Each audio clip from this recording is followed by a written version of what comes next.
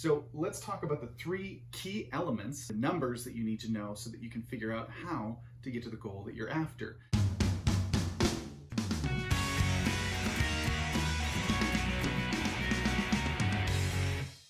What is up, everybody? It's James Cluster here with Mattress Masters, the #1 podcast for selling more mattresses through your store. I can say that because I don't think there are any other podcasts about selling mattresses. So here we are, #1.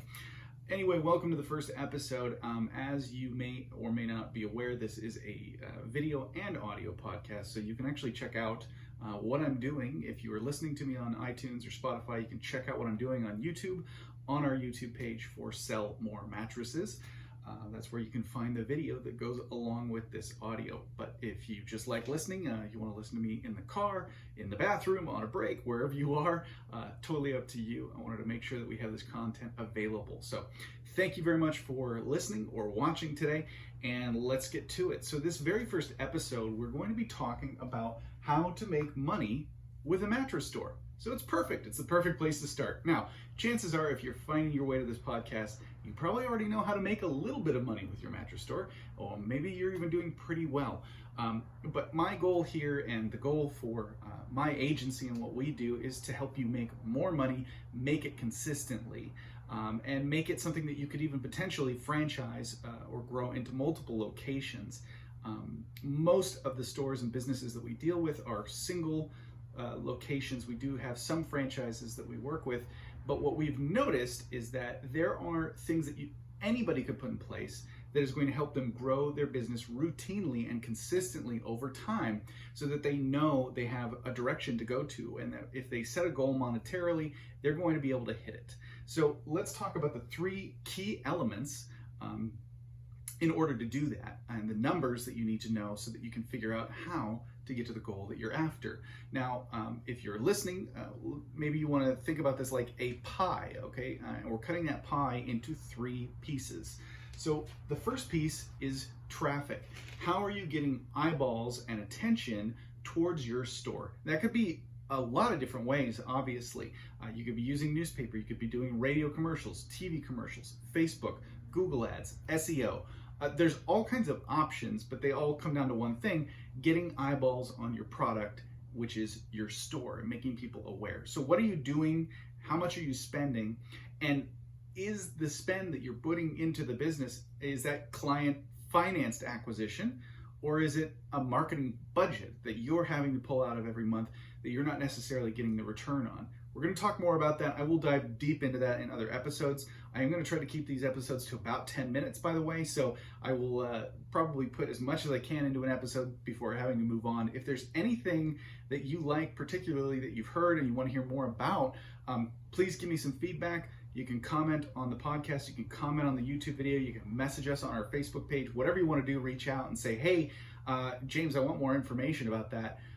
That was an interesting topic, but you didn't go into enough detail, or I was hoping to get some more out of it. Feel free to reach out and let me know. I'd love your feedback. Number 2, warm marketing. What are you doing with your leads or your contacts once you have them? What are you doing once those people come into your cold traffic and start interacting with your store? What are you doing when the people come in your store and purchase? Are you continuing to market to those people and retain their information so that you can continue selling to them and or their family members and friends? And lastly, what I like to call retention. So a lot of store owners that I talk to, when they're talking, when we're talking, we often get to the point where they tell me they're not actually having people come back in repeatedly. Obviously, a mattress purchase is a long-term transaction, in which case, much like a car, you hopefully aren't going to need to buy one for at least 5 years. And a lot of the marketing out there, a lot of the articles, a lot of the news and information out there says 6 to 8 years is really the lifespan of a mattress. So what are you doing as the mattress store owner to make sure that that customer comes back to you in 6 to 8 years? I know it's a very long-term play, but if you're letting them get out of basically your warm marketing and retention, you're losing that ability to get them back as a customer, plus all the transactions you could get along the way from referrals. So those are the 3 key things that you need to be keeping in mind when you're talking about growing your mattress store in your business and you're starting out. Now, A lot of the stores that we talk to and deal with and work with, they have an average ticket anywhere between $500 and $1,000 per transaction. And I would say really the sweet spot from over 100 different stores that I've talked to in the last few months is about $700. Okay, so your average ticket, average transaction is going to be worth $700. What are you doing to generate the people that are coming in your store? So many stores are dealing with foot traffic. They're dealing with they're going forward with the concept that, hey, I've got a good spot, I'm in a good strip mall, I'm near a good local icon that I can point to and talk about. People are going to notice me because they happen to be in the area. That's all fine and good, and if you are on a major street or you're on a corner where people can see you, that's awesome, but you're not Starbucks. So chances are, if you really want to make sure that you have consistent flow, and we're going to talk about that in a later episode about how we need to fill your day so that you and your sales staff are not just sitting there kind of twiddling your thumbs.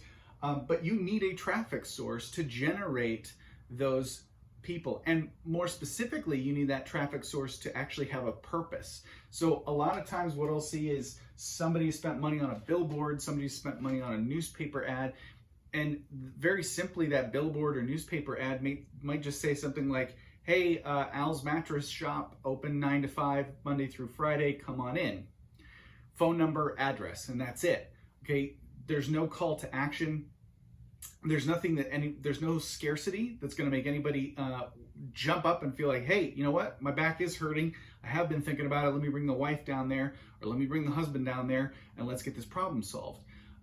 So that is something that you need to be thinking about when you are considering what kind of traffic you're running and how you are running it consistently to get somebody to actually come into your store. So what is your message that you're putting out there? What is the offer you're putting out there? What is the call to action, essentially, that you're trying to get somebody to do some activity with? Now, number 2, your warm marketing efforts.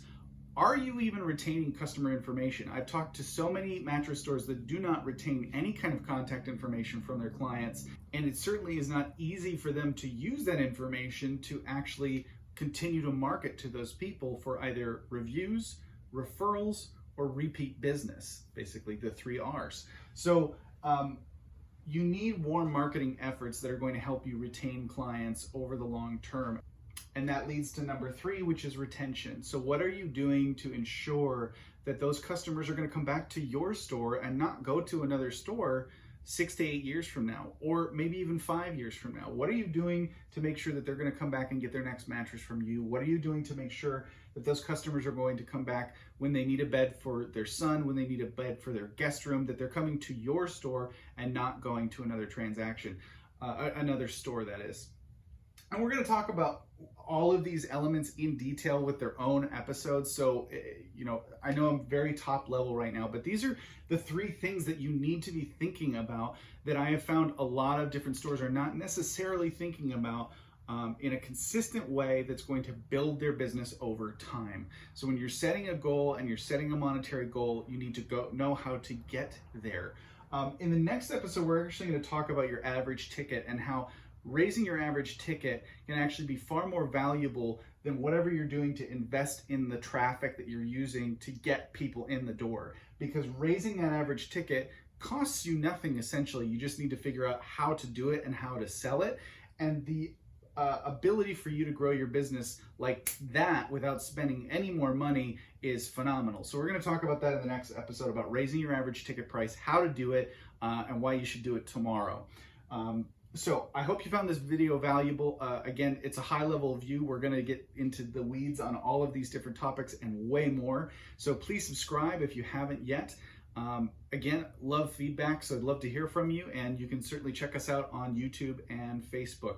That is all for today. Hopefully I went fast enough for you, and you can go back to what you were doing, or maybe keep enjoying your lunch, wherever you're listening to me. And I hope to talk to you soon. Thanks.